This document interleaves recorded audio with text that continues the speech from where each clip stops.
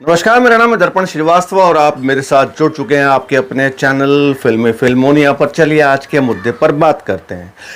सबसे पहले तो भाई बहुत बहुत शुक्रिया।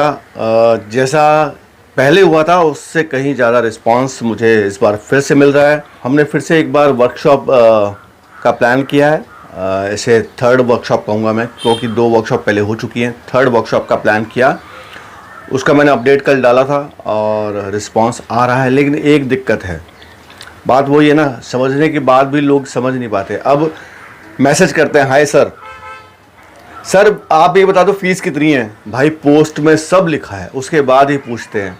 एक भाई ने तो हद ही कर दी, कल मुझे मैसेज करता है, हेलो सर, मैं आपका बहुत बड़ा फ़ैन हूँ, मैं एक्टर हूँ सर, मैं आपके घर में झाड़ू पोछा करना चाहता हूँ सर, क्या मुझे काम मिलेगा।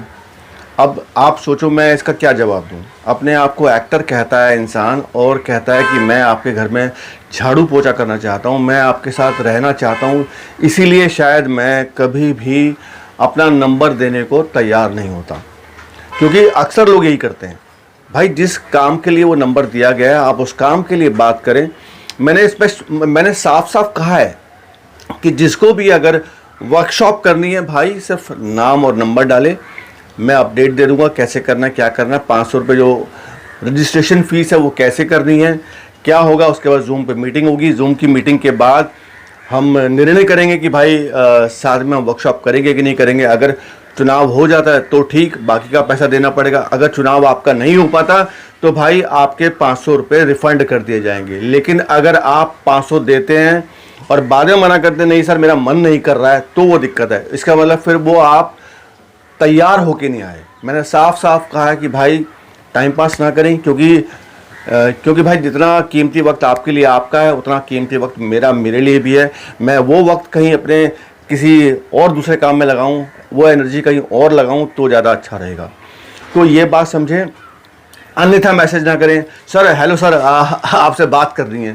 भाई क्या करेगा बात करके, बता मुझे क्या करेगा बात करके।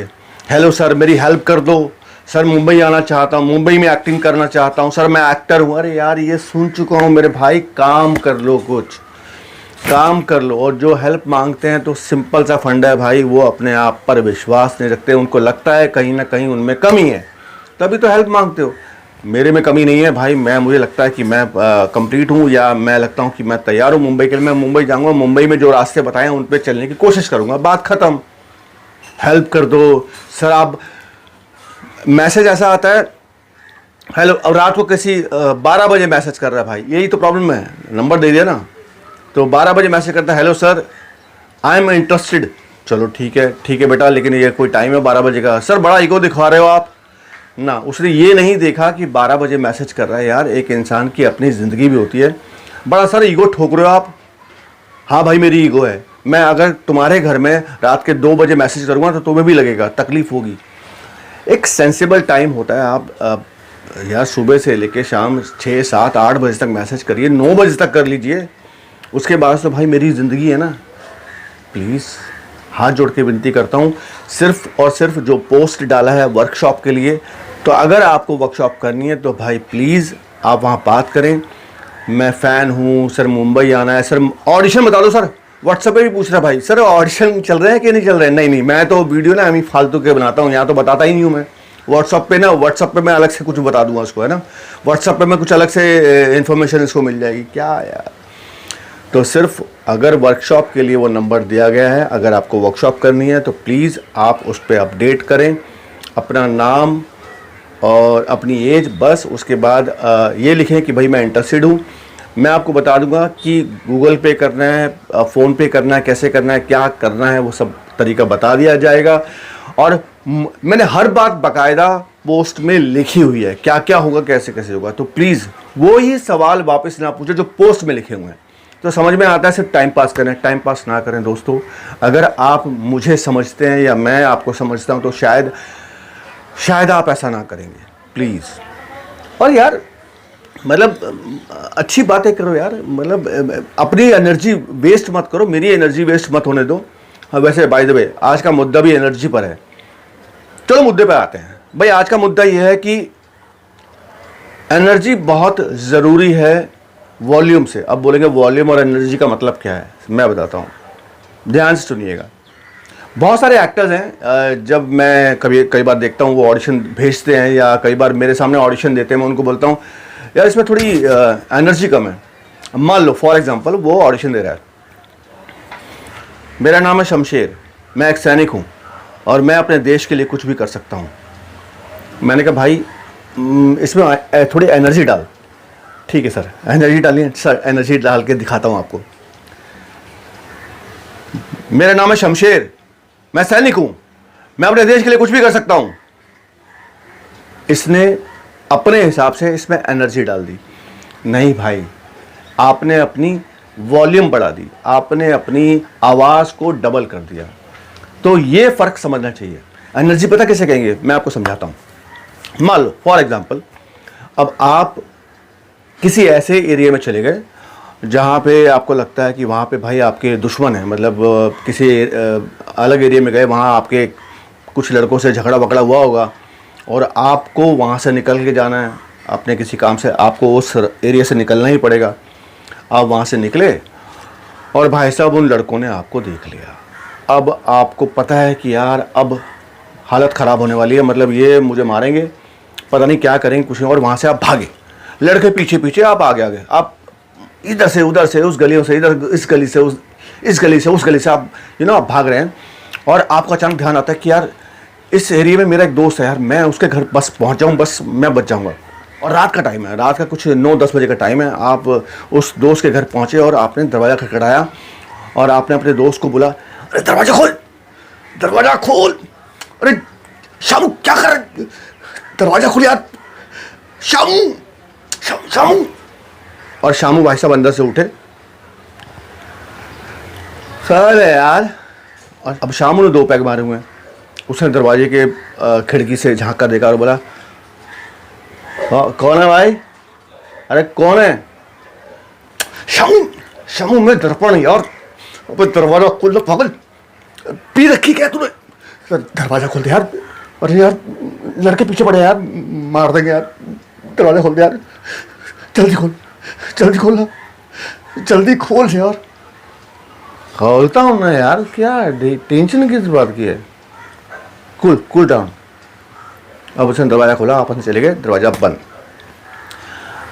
अब यहाँ क्या हुआ, यहाँ पे जो दर्पण है जिसके पीछे लड़के पड़े हुए हैं, उसने आके दरवाजे के पास वॉल्यूम नहीं बढ़ाई, दबी आवाज़ में बोला, क्योंकि पड़ोसी ना जग जाएं, हैं गुंडे जो घूम रहे हैं, हो सकता है कि उस गली से निकलने वाले हों।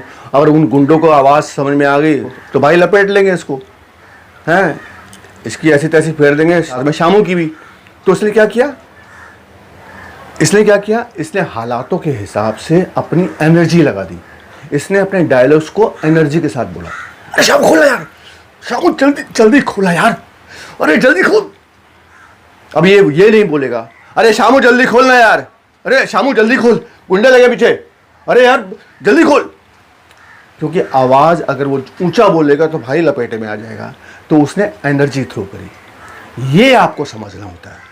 अगर इसी जगह, अब ये समझने वाली बात है, अगर इसी जगह मान लो कोई मेहमान आया आपके घर पे, तो मेहमान क्या करेगा, अरे भाई शामू, अरे भाई कहाँ है तू, अरे भाई दरवाज़ा खोलो यार, मेहमान खड़े हैं। तो यहाँ वॉल्यूम काम करेगी, यहाँ एनर्जी काम नहीं करेगी, यहाँ वॉल्यूम काम करेगी। मेहमान अगर एनर्जी के साथ बोलेगा कैसा लगेगा, अरे शामू जल्दी खोल, अरे शामू जल्दी खोल यार, अरे शामू जल्दी खोल, अरे यार कहाँ, अजीब लगेगा ना। सेम इसी तरह एक लड़की किसी लड़के से प्यार करती है, घर में अपने माँ बाप के सामने बैठी है और वो माँ बाप को उसने बता दिया कि भाई मुझे इस लड़के से शादी करनी है, और माँ बाप बिल्कुल खिलाफ हैं। वो भी अपनी बात करेंगे, ऐसा हो ही नहीं सकता, पॉसिबल नहीं है, ये कैसे हो सकता है, हमने तेरे लिए क्या क्या सोचा हुआ है और तू क्या कर रही है, बहुत कुछ बोल रहे हैं। और लड़की को ये भी एहसास है कि भाई पड़ोसी सुन रहे होंगे, दीवारों के कान होते हैं, लेकिन उसको कहनी भी है अपनी बात। तो वो क्या करेगी, वो अपनी वॉल्यूम नहीं बढ़ाएगी, वो अपनी एनर्जी थ्रो करेगी। कैसे, मैंने कहा ना मैं इस लड़के से शादी करना चाहती हूँ, बस कुछ भी कर लो आप, मैं इस लड़के के बिना नहीं रह सकती।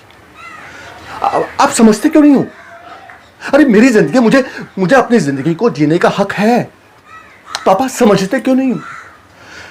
मम्मी प्लीज प्लीज, मुझे शादी करनी है इस लड़के से। अब वो चिल्लाई नहीं, उसने दबी जबान में अपनी सारी बात कह दी। उसने एनर्जी ऐसे थ्रो करी कि माँ बाप भी कन्विंस हो गए, क्योंकि उनको समझ में आ गया कि यार लड़की मतलब मानेगी नहीं। अगर वही नॉर्मल तरीके से बोलती तो शायद माँ बाप कन्विंस नहीं होते। तो यहाँ वॉल्यूम और एनर्जी का खेल आपको समझना पड़ता है। अगर कभी आप ऑडिशन में जाते हैं, अगर सामने वाला कास्टिंग डायरेक्टर आपको ये कहता है कि भाई आप अपनी एनर्जी लगाएं, तो इसका मतलब ये नहीं कि आप अपनी वॉल्यूम को बढ़ा दें। एक बात समझ लो, एडिट टेबल पर जब एडिट करते हैं तो आपकी आवाज़ अगर धीमी है तो उसको बढ़ाया जा सकता है, लेकिन अगर आपकी एनर्जी कम है उसको एडिट पर नहीं बढ़ाया जा सकता, क्योंकि एनर्जी आपकी दिख रही है। एनर्जी आपकी बॉडी लैंग्वेज से, आपकी ज़बान से, आपकी चीज़ों से दिख रही है।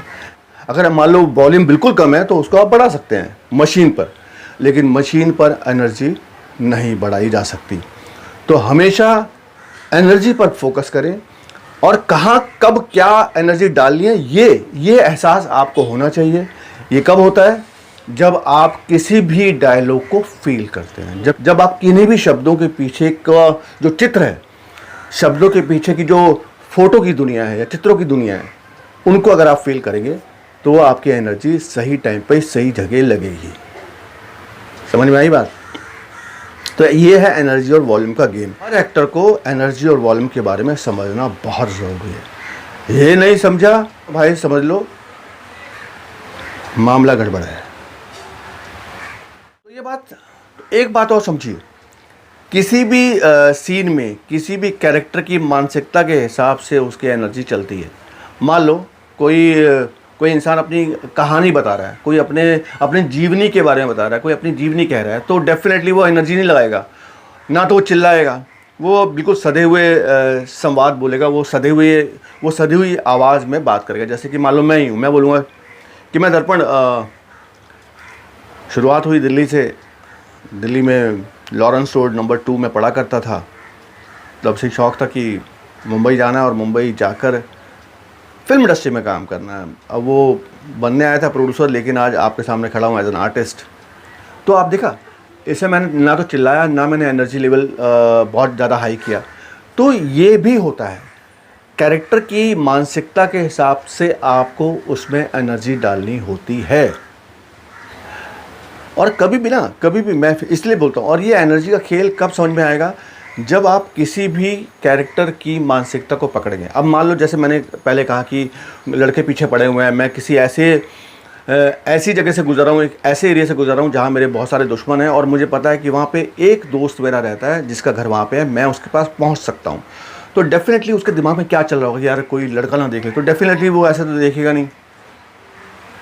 डेफिनेटली उसके दिमाग में बहुत सारी चीज़ें चल रही होंगी, यार लड़के आ गए तो क्या होगा भाई, बहुत मारेंगे तो टेंशन होगी। पर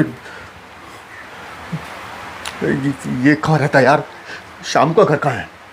शाम का घर इस गली में नहीं था। कौन है यार ये?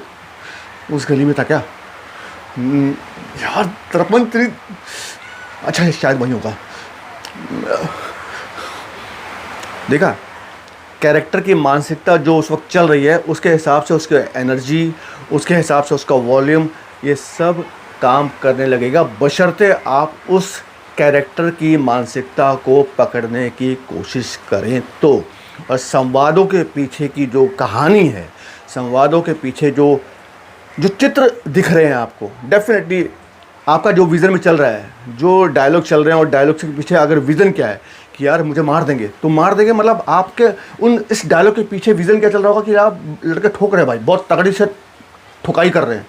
तो अगर आपको ये दृश्य दिखेगा तो एनर्जी लेवल आपका अपने आप ऑटोमेटिकली आपके चेहरे पे आ जाएगा, आपकी बॉडी में आ जाएगा, और आपकी ज़बान में आपकी वॉल्यूम अपने हिसाब से उतार चढ़ाव अपना देख लेगी। तो ये समझने वाली बात है भाई, इन चीज़ों को समझना होगा। कभी भी आज के बाद कहीं भी ऑडिशन देने जाते हैं, कोई अगर आपको कहे कि एनर्जी के साथ बोलो, तो इसका मतलब ये नहीं कि आप अपनी आवाज़ को दुगना कर दो। भाई एनर्जी मतलब अपने डायलॉग को कम वॉल्यूम में आपकी बॉडी लैंग्वेज से, आपके चेहरे के हाव भाव से इतने सटीक तरीके से सामने वाले को समझाएं, सामने वाले को बोलें, सामने वाले के सामने परफॉर्म करें कि वो कहे भाई लाउंटला कमाल है बे, इसको ले लो यार, ये है कमाल का लड़का। तो आई होप आपको मेरी बात समझ में आ गई होगी। अगला वीडियो मैं डेफिनेटली, जैसे मैंने कहा था कि सवाल जवाब पे आएगा, तो सवाल जवाब इकट्ठे हो गए। अगला वीडियो हम सवाल जवाब पे देखेंगे। तब तक के लिए चलता हूँ। एनर्जी बना के रखो बे, एनर्जी वेस्ट मत करो। मैसेज पे ना सिर्फ काम की बात करो। ओके, शेयर कर दो, लाइक कर दो, छोटी सी घंटी टन करके दबा दो और प्यार करते रहो, मोहब्बत देते रहो। घूम रही हैं, हाँ घूम तो रही हैं, हाँ सही है।